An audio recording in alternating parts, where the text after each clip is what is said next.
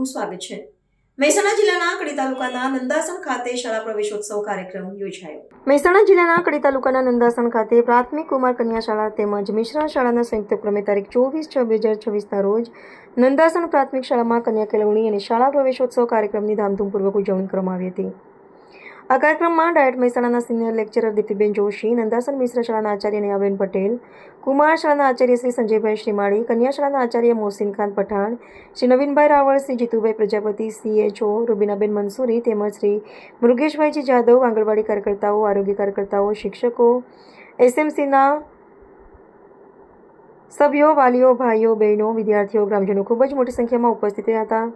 આ પ્રસંગે દીપ્તિબેન જોશીએ સરકારશ્રી દ્વારા શિક્ષણ ક્ષેત્રે અનેકવિધ નવીન પહેલો હાથ ધરવામાં આવી રહી છે, તેના પરિણામે શાળાઓમાં માળખાકીય સુવિધાઓ, ડિજિટલ શિક્ષણ અને ગુણવત્તાયુક્ત અભ્યાસનું સ્તર સુધરી રહ્યું છે। કોઈપણ બાળક શિક્ષણથી વંચિત ન રહે તે માટે શિક્ષણ વિભાગ, સ્થાનિક સ્વરાજ્યની સંસ્થાઓ અને ગ્રામજનોના સહયોગથી વ્યાપક પ્રયાસો થાય તેવો સહકાર માંગ્યો હતો અને દીકરીઓને ફરજિયાત સ્કૂલમાં મૂકવાનું મંતવ્ય ગ્રામજનો સમક્ષ મૂક્યું હતું। ત્યારબાદ શાળાના પરિસરમાં વૃક્ષારોપણના કાર્યક્રમનું પણ આયોજન કર્યું હતું। ત્રણેય શાળાના આચાર્ય દ્વારા સુંદર કાર્યક્રમનું આયોજન કરવામાં આવ્યું હતું। તે કાર્યક્રમ સફળ રહ્યો તેનો આભાર નંદાસણ મિશ્રા શાળાના આચાર્ય સ્નેહાબેન પટેલ દ્વારા કરવામાં આવ્યો હતો। રિપોર્ટર શ્રી ભેખાભાઈ મકવાણા, નંદાસણ કડી। હું હંમેશા ઝીબ્રા ક્રોસિંગ પરથી રસ્તો પાર કરીશ, બાઇક કે સ્કૂટર પર બેસીશ ત્યારે હેલ્મેટ જરૂરથી પહેરીશ, ડ્રાઇવિંગ લાયસન્સ વગર ક્યારે વાહન ચલાવીશ નહીં, રસ્તા ઉપર ચાલતી વખતે મોબાઈલ વાપરીશ નહીં કે હેડફોન લગાવીશ નહીં, હું સ્કૂલ બસમાં ચાલતી વખતે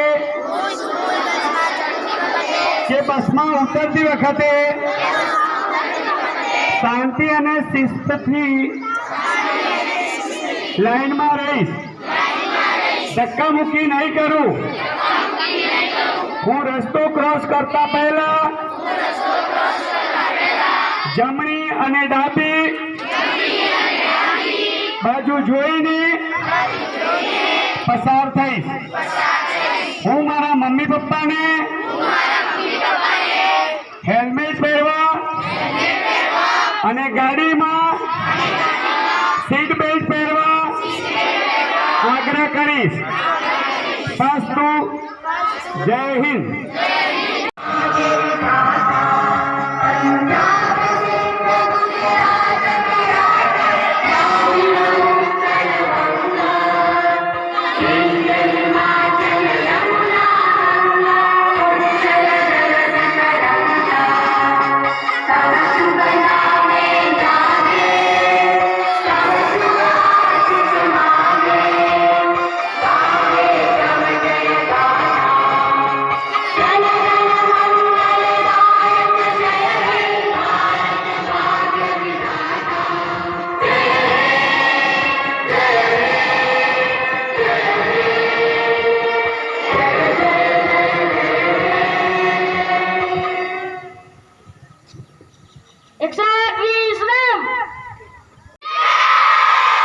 भारत माता की वंदे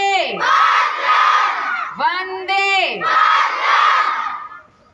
આપણી ત્રણેય શાળાનો આજે પ્રવેશોત્સવ છે, એમાં આપણા પધારેલ મહાનુભાવો મેડમ આપણા જે આયા છે SSમાંથી તથા આપણા CRC સાહેબ, પધારેલ આચાર્ય મિત્રો તથા આપણા શિક્ષકો મિત્રો અને આંગણવાડીમાંથી પધારેલ બહેનો, ગ્રામજનો, આજે આપણે શાળા પ્રવેશોત્સવ જે ખૂબ જ સુંદર અને સારી રીતે ઉજવણી કરવામાં આવેલ છે અને બેનશ્રીનો ખૂબ ખૂબ આભાર માનું છું કે ગઈ વખતે પણ બેનશ્રીએ આપણને ખૂબ જ સુંદર ભાષણ દ્વારા આપણને જાગૃત કરેલા અને પ્રેરિત કરેલા।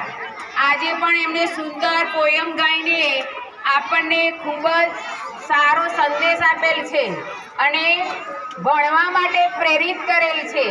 તો આપણે એમના બોલેલા શબ્દોનું પાલન કરીશું અને છેક સુધી અભ્યાસ 1 થી 8 સુધી અને 8 પછી 9 સુધી આપણે પૂર્ણ કરીશું.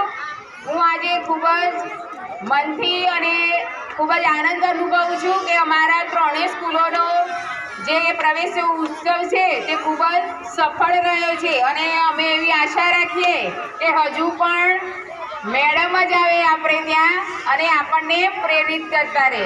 ચલો, બધાનો ખૂબ ખૂબ આભાર. જુદી જુદી સ્પર્ધાઓમાં જ્યારે બાળકો ભાગ લે છે, અહીં રાકેશભાઈએ ઘણી બધી યોજનાઓની વાત કરી. સરકાર ઘણું બધું આપી રહી છે, તો એનો લાભ લેવો એ આપણા પક્ષે જરૂરી છે. પણ એ લાભ ત્યારે જ મેળવી શકશો કે જ્યારે તમે શિક્ષિત હશો. દીકરીઓને, ખાસ તો કન્યા શાળાની દીકરીઓને મારે ખાસ કહેવાનું છે કે ધોરણ 8 પછી એનો અભ્યાસ ચાલુ રાખે. કારણ કે દર વર્ષે આ એક જ ક્લસ્ટર એવું છે કે એમાં ડ્રોપઆઉટ રેશિયો ઘણી વખત વધતો જોવા મળે છે. આવા ન્યૂઝ જોવા માટે સાબર આવાઝ યુટ્યુબ ચેનલને સબસ્ક્રાઇબ કરો અને લાઇક કરો, જેથી હવે પછીના દરેક સમાચાર સબસ્ક્રાઇબ કરેલા હશે તેઓને નવા સમાચારની માહિતી મળી જશે.